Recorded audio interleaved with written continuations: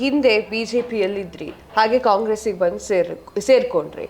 So ಜನರಲ್ಲಿ ಇರೋ question ಏನು ಅಂತಂದ್ರೆ, ಯಾವ ಒಂದು ಪಕ್ಷದಲ್ಲೂ ಶಿವರಾಮೇಗೌಡರಿಗೆ ನೆಲೆ ಸಿಗ್ತಾ ಇಲ್ವಾ ಅನ್ನುವಂಥದ್ದು. ಇಲ್ಲ, ಅಲ್ಲೇನಾಗಿದೆ, ನಾನು 78ರಲ್ಲಿ ಪ್ರಾರಂಭ ಮಾಡಿದಂಥ ನನ್ನ ರಾಜಕೀಯ ಜರ್ನಿ 2009ವರೆಗೂ ಸಹಿತ ನನಗೆ ನನ್ನ ಟಿಕೆಟ್ ಸರಿ ಕೊಡದೇ ಇದ್ದರೂ ಕಾಂಗ್ರೆಸ್ನಲ್ಲೇ ಇದ್ಕೊಂಡು 31 ವರ್ಷಗಳ ಕಾಲ ನಾನು ಕಾಂಗ್ರೆಸ್ ಬಿಟ್ಟು ಅಳ್ಳಾಡಿರಲಿಲ್ಲ. 2009ರಲ್ಲಿ ನನಗೆ ಟಿಕೆಟ್ ಕೊಡಲಿಲ್ಲ. 2 ಸಾರಿ ಸೋತಿದ್ದೀರಿ ನೀವು ಅನ್ನೋ ಒಂದು ಕಾರಣಕ್ಕೆ ಹೈಕಮಾಂಡ್ನವರು 2 ಸಾರಿ ಸೋತರಿಗೆ ಕೊಡೋದಿಲ್ಲ ಅನ್ನೋ ತೀರ್ಮಾನ ಮಾಡಿದರು. ಆಗ ನಾನು ಕಾಂಗ್ರೆಸ್ ಅಭ್ಯರ್ಥಿಗೆ ಸಪೋರ್ಟ್ ಮಾಡಿದೆ. ಆತ ಗೆದ್ದ ನಮ್ಮ ತಾಲೂಕಲ್ಲಿ.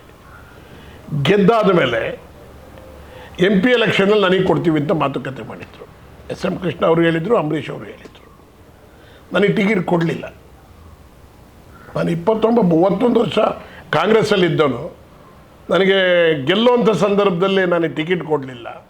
ಎಲ್ಲಿ ನಾಗಮಂಗಲದಲ್ಲಿ ನಾನು ಸೋಲೋದಕ್ಕೆ 2 ಸಾರಿ ಕಾರಣ ಏನಂದರೆ, ಸಿದ್ದರಾಮಯ್ಯನವರು 2ನೇ ಸಾರಿ ಚುನಾವಣೆ, 3ನೇ ಸಾರಿ ಚುನಾವಣೆ, 89 ಚುನಾವಣೆ ಆದಮೇಲೆ, 89, 94 ಆದಮೇಲೆ 98, 2004 ಚುನಾವಣೆಯಲ್ಲಿ JDSನಲ್ಲಿ ಪ್ರಬಲವಾಗಿ ಬೆಳೆದುಬಿಟ್ಟಿದ್ರು. ಯಾರೋ ಸಿದ್ದರಾಮಯ್ಯನವರ ಜನಾಂಗದವರು ನಮ್ಮ ತಾಲೂಕಿನಲ್ಲಿ 12-13 ಸಾವಿರ ಓಟಿದೆ. ಅವ್ರು ಹೇಳಿದ್ರು ಸಾಲಿಡ್ ಹತ್ಲಾಗೋಗಿ ಬಿದ್ದುಬಿಡು. ಆಗ ಅವ್ರು ಈಸಿ ಗೆದ್ದುಬಿಡ್ತಿದ್ರು.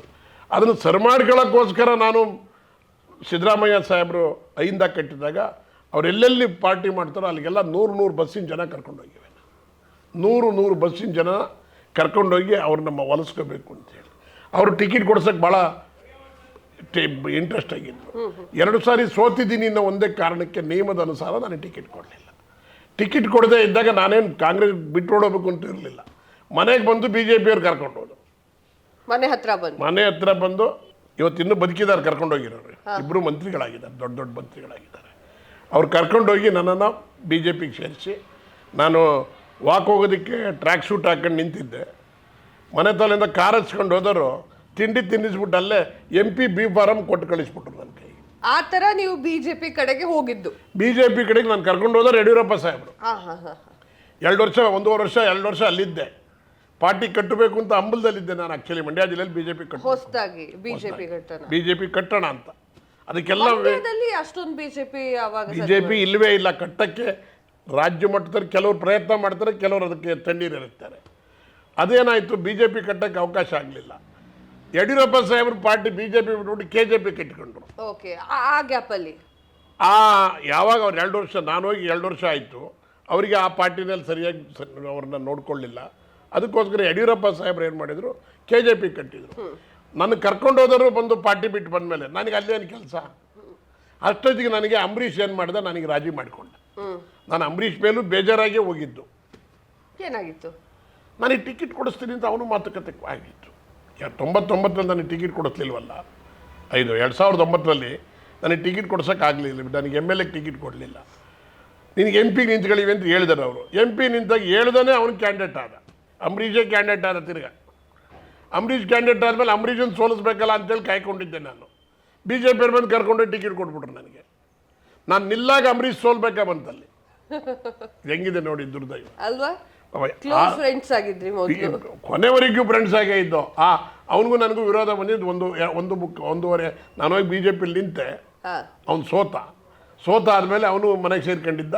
ಆಮೇಲೆ ಅವ್ನು ಮನೆಗೆ ಸೇರ್ಕೊಂಡ್ರು. ಅವನೊಂಥರ ಫಿಲಮ್ ಆ್ಯಕ್ಟ್ರು. ಎಲ್ಲೋದ್ರು ಅವನಿಗೆ ಅವ್ರದ್ದೇ ಆಗಿರ್ತಕ್ಕಂಥ ಫ್ಯಾನ್ಸು. ಮತ್ತೊಂದು ಭಾಳ ಚೆನ್ನಾಗಿ ಅವನು ನಂಬಿದವ್ರನ್ನಿಗೆ ಸಹಾಯ ಮಾಡಲಿಲ್ಲ ಅನ್ನೋದೊಂದು ಬಿಟ್ಟರೆ, ರಾಜಕೀಯವಾಗಿ ಜನಗಳ ಹತ್ರ ಎಲ್ಲ ಚೆನ್ನಾಗಿತ್ತು. ಆ ಒತ್ತಡದಲ್ಲಿ ನಮಗೆ ಟಿಕೆಟ್ ಕೊಡಲಿಲ್ಲ. ಆಗ ಅವನೇ ರಾಜಿ ಮಾಡಿಕೊಂಡ ನನ್ನನ್ನು. ನಾನು ಹೈದರಾಬಾದ್ನಲ್ಲಿ ಆದಿಚುಂಚನಗಿರಿ ಕ್ಷೇತ್ರ ಅಂತ ಹೇಳ್ಬಿಟ್ಟು ಒಂದು ಫಿಲಮ್ ತೆಗೆದ್ರು. ನಮ್ಮ ಸ್ವಾಮೀಜಿಯವರು, ಬಾಲಗಂಗಾಧರನಾಥ್ ಸ್ವಾಮೀಜಿಯವರು ಒಂದು ಫಿಲಮ್ ತೆಗೆಸಿದ್ರು. ಯಾರೋ ಅವರ ಅಭಿಮಾನಿಗಳು, ಮಠದ ಅಭಿಮಾನಿಗಳು ಒಂದು ಫಿಲಮ್ ತೆಗಿಬೇಕು ಮಠದ ಹೆಸರಿನಲ್ಲಿ ಅಂತೇಳಿ ಟಿಕೆಟ್ ತೆಗೆದ್ರು. ಆ ಸಂದರ್ಭದಲ್ಲಿ ನನಗೆ ಹೈದರಾಬಾದ್ನಲ್ಲಿ ಮೋಹನ್ ಬಾಬು ಮನೆಯಲ್ಲಿ ಕೂತು ರಾಜಿ ಆಯಿತು. ಹೈದರಾಬಾದ್ನಲ್ಲಿ ಫಿಲಮ್ ತೆಗಿಯೋಕ್ಕೆ ಹೋಗಿದ್ವಲ್ಲ, ಅಲ್ಲಿ ರಾಜಿ ಆಯಿತು ನನಗೂ ಮತ್ತು ಅಂಬರೀಷ್ಗೂ. ರಾಜಿ ಆದಮೇಲೆ ತಿರ್ಗಾ ಮೊದಲು ನನಗೆ ಟಿಕೆಟ್ ಕೊಡ್ಸೋಕ್ಕಲ್ಲ, ಈ ಸರಿ ನೀನು MP ಮಾಡ್ತೀವಿ ಕಣ್ಬಾರು ಅಂತ ನನ್ನ ಪಾರ್ಟಿ ಸೇರಿಕೊಂಡೆ. ಅದಾದಮೇಲೆ ಕಾಂಗ್ರೆಸ್ಸಿಗೆ ಬಂದೆ. ಬಂದಮೇಲೆ ನನ್ನ ಮಗನಿಗೆ ಇಲ್ಲಿ ಪದ್ಮನಾಭನಗರದಲ್ಲಿ ಟಿಕೆಟ್ ಕೊಟ್ಟರು. MLA ಅಶೋಕ್ ಅವರು ಇದ್ದ. ನನ್ನ ಮಗ ಸೋತು ಇಲ್ಲೇ ಇದ್ದ. ನನಗೆ ಕಾಂಗ್ರೆಸ್ಸಲ್ಲಿ MLCಗೆ ಟಿಕೆಟ್ ಕೊಟ್ಟರು.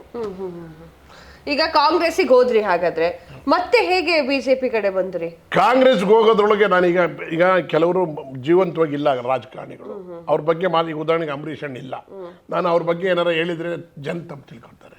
ಈಗ ಮಾದೇಗೌಡ ನಮ್ಮಲ್ಲಿ ನಮ್ಮ ಮುಂದಿಲ್ಲ, ಮಾದೇಗೌಡನ ಬಗ್ಗೆ ಏನಾರು ಹೇಳಿದರೆ ಜನ ತಪ್ಪು ತಿಳ್ಕೊತಾರೆ. ಇವರೆಲ್ಲ ನಮ್ಮನ್ನು ರಾಜಕೀಯವಾಗಿ ತೀರಿಸ್ತರು. ಆದ್ದರಿಂದ ಏನಾಗೋಯ್ತು, ಮಂಡ್ಯ ಜಿಲ್ಲೆನಲ್ಲಿ ಬಿ ಜೆ ಪಿ ವಾಪಸ್ ಕಾಂಗ್ರೆಸ್ಸಿಗೆ ಬಂದೆ. ಕಾಂಗ್ರೆಸ್ಸಲ್ಲಿ ಉಳ್ಕೊಂಡು ತಿರ್ಗಾ ಯಾಕೆ ಹೋದೆ JDSಗೆ ಅಂತ ನೀವು ಕೇಳ್ತಾರೆ. ನಾನು ಹೋಗಿದ್ದು JDSಗೆ ಆಗ್ಲೇ ಹೋಗಿದ್ದು. ಹಾಗೇನಾಗೋಯ್ತು, ಮಂಡ್ಯ ಜಿಲ್ಲೆನಲ್ಲಿ ಕಾಂಗ್ರೆಸ್ ಸಂಪೂರ್ಣ ನೆಲ ಕಚ್ಚಿಬಿಡ್ತು. ಆ ಸಂದರ್ಭದಲ್ಲಿ ನಾವು ಕಾಂಗ್ರೆಸ್ಸಲ್ಲಿ ಏನೂ ಮಾಡೋಕ್ಕಾಗ್ತಿರ್ಲಿಲ್ಲ.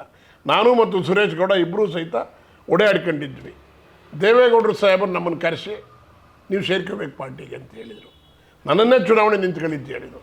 ನಾನೇ ಅವತ್ತು ಅವನಿಗೆ ನಿಂತ್ಕೊಂಡು ಅವನಿಗೆ ಓಡಾಡ್ಕೊಂಡಿದ್ದಾನೆ, ಅವನಿಗೆ ನಾಗಮಂಗಲದಲ್ಲಿ